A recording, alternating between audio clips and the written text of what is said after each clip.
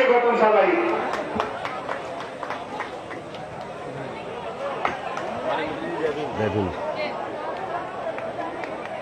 दुनिया को ये चल ही नहीं रहा। अच्छा ये चल नहीं रहा सर, मीडिया खबर यहाँ तक। मीडिया इंतजार कर रहा है आपका। और कोई आदमी यहाँ बीच से नहीं निकलेगा, वीडियो बना, सब वीडियो खराब हो जाता है। सब लोग एकदम भागे चले आते जैसे कि छोड़ रखा है इनको खाली। हेलो, माइक लगा, हमारे माइक लगाए, इसमें माइक लगे सर, वहाँ बोलते।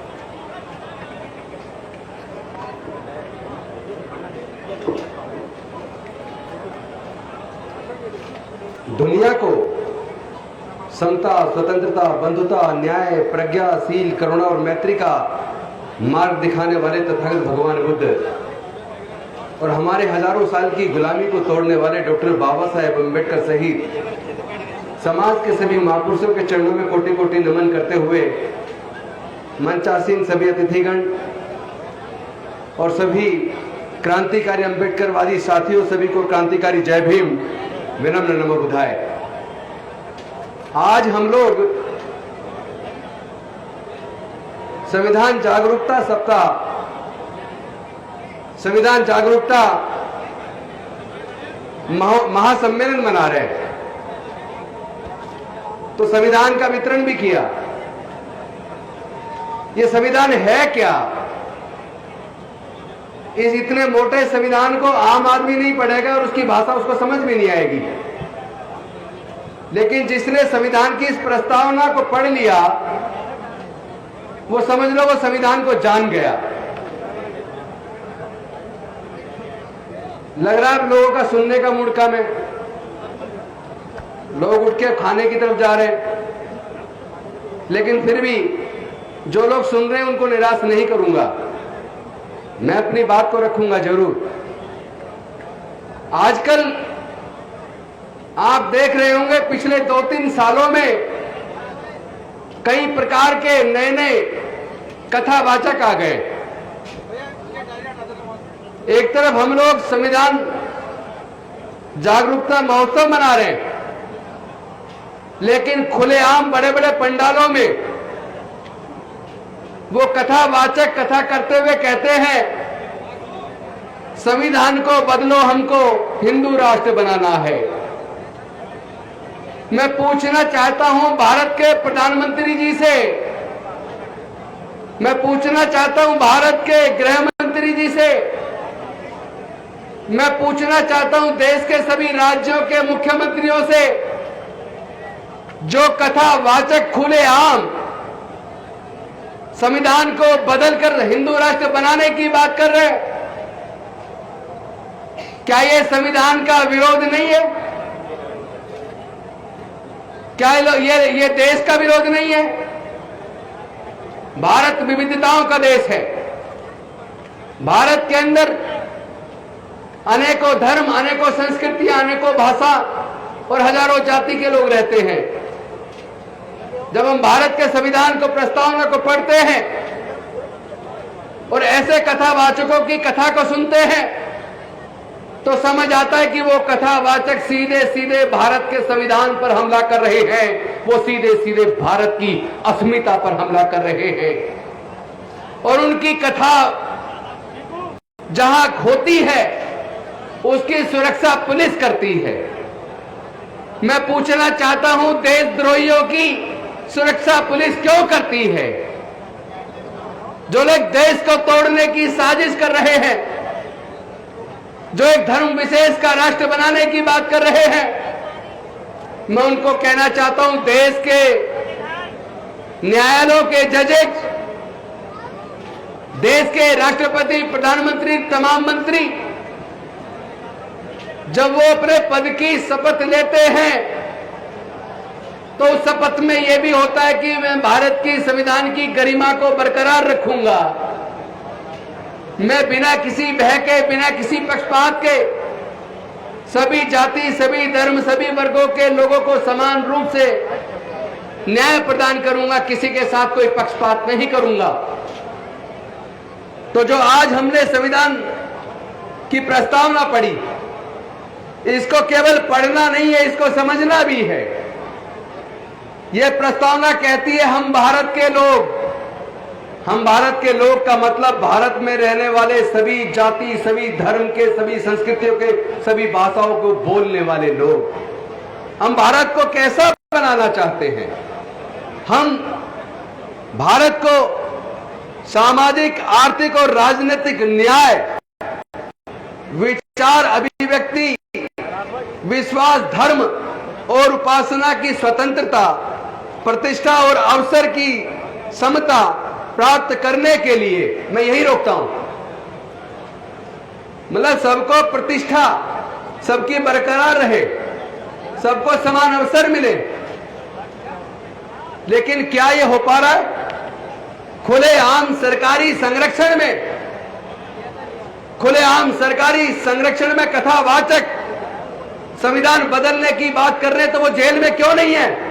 क्या देश के प्रधानमंत्री और गृह मंत्री और सारे मुख्यमंत्रियों को इस्तीफा नहीं दे देना चाहिए? जब कथावाचक खुलेआम संविधान को बदलने की बात कर रहा है, फिर वो जेल में क्यों नहीं है और उसकी सुरक्षा पुलिस क्यों कर रही है? क्या देश की पुलिस संविधान तोड़ने वालों को सुरक्षा देने के लिए बनी है, या देश की पुलिस संविधान की सुरक्षा करने के लिए, सबके मान सम्मान की सुरक्षा करने के लिए और इस संविधान की रक्षा करने के लिए बनी है? इस अंतर को समझना पड़ेगा। कुछ लोग सत्ताधारी पार्टी के जुड़े हुए लोग खुलेआम अनुसूचित जाति जनजाति के लोगों के मुंह पे मूत रहे, खुलेआम उनसे थूक चटवा रहे, खुलेआम उनसे चप्पल चटवा रहे, उनसे दंड बैठक लगवा रहे, उनका मुंडन कर रहे, उनकी बहन बेटियों की इज्जत लूट के उनकी हत्याएं कर रहे और विरोध करने पे उनके घरों को जला रहे। ऐसे में पूछना चाहता हूं देश के प्रधानमंत्री जी, देश के गृह मंत्री जी और देश के न्यायालय, देश का पुलिस, देश की कानून व्यवस्था कहां है? केवल ऐसे भाषण देने से काम चलेगा क्या? अरे संविधान की जागरूकता बनेगी कैसे जब आपके संविधान के ऊपर चर्चा करने वाली सभाओं में हम केवल पुरुष आते हैं, केवल पुरुष आते हैं, और वो भी अपने बच्चों को और पत्नी को साथ लेकर नहीं आते। हम लोग पुरुष लोग संविधान के ऊपर चर्चा करते हैं, समाज के ऊपर होने वाले जुर्म जाति पर चर्चा करते हैं, और हमारे मोहल्ले में कथावाचक आता है, हमारी पत्नी और बच्चे उस कथा को सुनने जाते हैं और वहां कथा में वो संविधान बदलने की बात करता है, हिंदू राष्ट्र बनाने की बात करता है, हिंदू मुस्लिम की कत्ल करने की बात करता है, लोगों में नफरत फैलाता है, और हम यहाँ संविधान बचाने की और मानवता की बात करते हैं, समता की, स्वतंत्रता की, बंधुता की, न्याय की बात करते हैं। तो आपके बच्चे ने, आपकी पत्नी ने, आपकी बहन ने, आपकी बेटी ने, आपकी मां ने समता, स्वतंत्रता, बंधुता और न्याय की बात को नहीं सुना। वो कथावाचकों के पास जाके वो नफरत कैसे फैला रहे हैं, समाज को बांटने की साजिश कैसे कर रहे हैं, अंधविश्वास, पाखंडवाद में डालकर हमारे बच्चों के भविष्य को अंधकार में कैसे डाल रहे हैं। अनजाने में हम अपनी पत्नी और बच्चों को घर छोड़ देते हैं और वो उन कथावाचकों की कथा सुनकर आपके बच्चे अपनी पढ़ाई छोड़कर 15 दिन के लिए वो कावड़ लेने जाते हैं। अपनी पढ़ाई छोड़कर आपके मजदूर लोग अपनी नौकरी छोड़कर 15 दिन के लिए 10-15 हजार रुपए खर्च करके कर्ज लेकर वो लोग कावड़ लेने जा रहे हैं। जब आपके घर के बच्चे कावड़ लेने जाएंगे तो संविधान बचेगा कैसे? संविधान केवल बात करने से बचने वाला नहीं है। मेहनत कश लोग जो 18-18 घंटे काम करते हैं उनको भरपेट खाना नहीं मिलता। जो लोग एसी दफ्तरों में बैठते हैं, जिनके बड़े बड़े उद्योग धंधे हैं, बड़ी बड़ी इंडस्ट्रियां हैं, जो बड़े बड़े कुर्सियों पे बैठे हैं, अधिकारी हैं, उनके बच्चे तो कावड़ लेने नहीं जाते। उनके बच्चे तो विदेश में पढ़ने जाते हैं, उनके बच्चे कॉलेज में पढ़ने जाते हैं, उनके बच्चे IAS IPS बनने की कोचिंग ले रहे होते हैं, और आपके बच्चे धर्म की रक्षा का ठेका लेते हैं। तो समाज किसका बनेगा? किसका समाज मजबूत होगा? समाज उसका मजबूत होगा जिसके बच्चे पढ़ेंगे। समाज उसका मजबूत होगा जिसके बच्चे व्यापार में अपना मन लगाएंगे। समाज उसका मजबूत होगा जो एकजुट होकर अपने समाज को जागरूक करेंगे। हम लोग तो अपनी बहन बेटियों को जागरूक करते नहीं है, अपने बच्चों को जागरूक करते नहीं है, और ऐसे केवल मंचों पर भाषण सोच के हम लगा के भाषण देने के बाद सोचते हैं समाज जागरूक हो गया। हम चीजों को बदल देंगे, देश के संविधान को बचा लेंगे। जब देश की सरकार ही संविधान बदलने की साजिश कर रही हो, जब देश की सरकार ही खुद हिंदू, मुसलमान, पाकिस्तान, हिंदुस्तान, कश्मीर ये बोल बोल के लोगों में नफरत पैदा कर रही हो, तो देश बचेगा कैसे? देश का संविधान बचेगा कैसे? मैं कहना चाहता हूं, देश का संविधान बचाना है तो अपने बीवी को, अपने बच्चों को अंधकार के रास्ते से बाहर निकालो।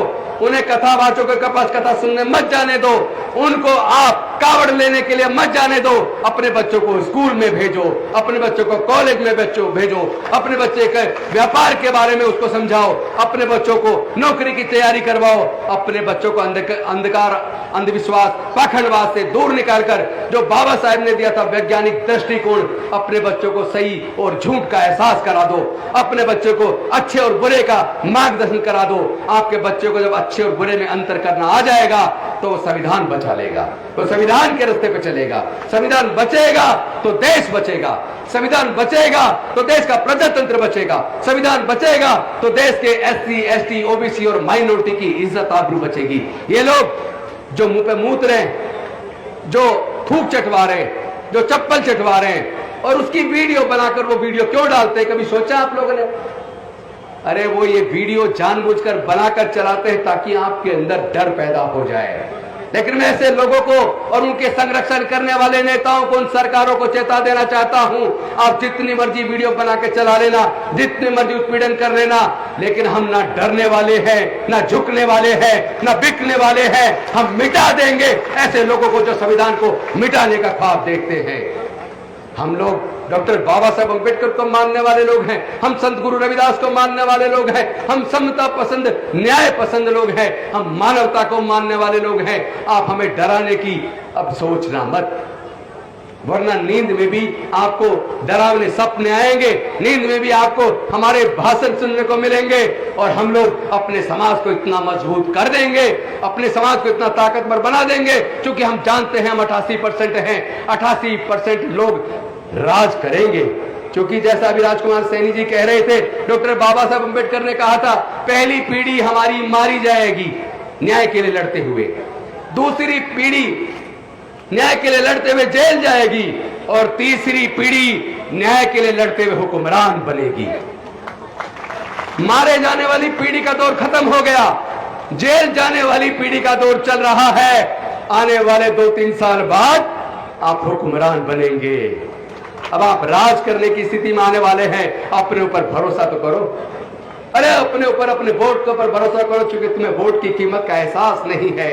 जब देश का संविधान लिखा जा रहा था, देश आजाद होने वाला था, संविधान सभा के सामने यह प्रश्न आया कि अब सरकारें अपनी सरकार, हमारी जनता सरकार चुनेगी, अंग्रेज जाने वाले हैं, तो वोट देने का अधिकार किसको मिलना चाहिए? जब इस बात पे चर्चा शुरू हुई कि वोट का अधिकार किसको मिलना चाहिए, तो संविधान सभा के ज्यादातर सदस्य केवल वोट देने का अधिकार ग्रेजुएट को देना चाहते थे। कुछ संविधान सभा के सदस्य वोट का अधिकार इनकम टैक्स पेई को देना चाहते थे, कुछ बड़े जमींदारों को देना चाहते थे। यानी कुल मिला के संविधान सभा के ज्यादातर सदस्य केवल 5% लोगों को वोट का अधिकार देना चाहते थे। लेकिन डॉक्टर बाबा साहब अम्बेडकर जी ने सोचा, इस वर्णवादी मनवादी व्यवस्था में हमारे लोगों के पढ़ने लिखने पर धार्मिक बंदिश थी, हमारे लोगों के व्यापार करने पर धार्मिक बंदिश थी, हमारे लोगों के संपत्ति रखने पर बंदिश थी। तो फिर हमारे लोग ना ग्रेजुएट बन पाए, ना व्यापारी बन पाए, ना इनकम टैक्स पेई बन पाए। तो इसका मतलब ये संविधान सभा के सदस्य देश के अनुसूचित जाति, जनजाति, पिछड़े वर्ग और गरीबों को, मजदूरों को, किसानों को और महिलाओं को वोट का अधिकार देना नहीं चाहते। लेकिन डॉक्टर बाबा साहब अम्बेडकर अपने बुद्धि और विवेक से, अपने तर्क से पूरी संविधान सभा को यह बात मानने के लिए मजबूर कर दिया कि भारत में वोट देने का अधिकार केवल इनकम टैक्स पेई को नहीं, केवल ग्रेजुएट को नहीं, केवल बड़े व्यापारियों को नहीं, केवल पूंजीपतियों को नहीं, बल्कि भारत में रहने वाले सभी लोगों को वोट का अधिकार समान रूप से मिलेगा और हर आदमी की एक वोट होगी और हर व्यक्ति की वोट की कीमत बराबर होगी। लेकिन हमने गलती क्या की? हमने अपनी इस वोट की कीमत को समझा नहीं कि कितनी मुश्किल से डॉक्टर बाबा साहब अम्बेडकर ने हमें वोट का अधिकार दिया। हमने अपनी कीमत को नहीं समझा वोट की। हमने अपनी वोटों को शराब की बोतल में 1000-2000 रुपए में 10-5 किलो अनाज में हमने अपनी वोट को बेच दिया। और हम ये भूल गए कि वो लोग जो हमारी वोट को खरीदते हैं, जिन लोगों के पैसे से वो हमारी वोट को खरीदते हैं, उन्हीं लोगों के हाथों वो हमारे बच्चों के भविष्य को बेच देते हैं। यही कारण है कि हम लोग 88% होने के बावजूद 12% लोग हमारे ऊपर राज कर रहे हैं। और वो लोग, उन्होंने सत्ता में आने के बाद इतना बड़ा षड्यंत्र कर दिया, उन्होंने पढ़ाई इतनी महंगी कर दी कि आपके बच्चे फिर से पढ़ाई से दूर हो जाएं। आपके बच्चे नौकरी में आ जाया करते थे रिजर्वेशन से, उन्होंने ठेकेदारी प्रथा लाकर सारे सरकारी संस्थान बेचकर आपके आने वाले बच्चों से नौकरियां भी छीन ली।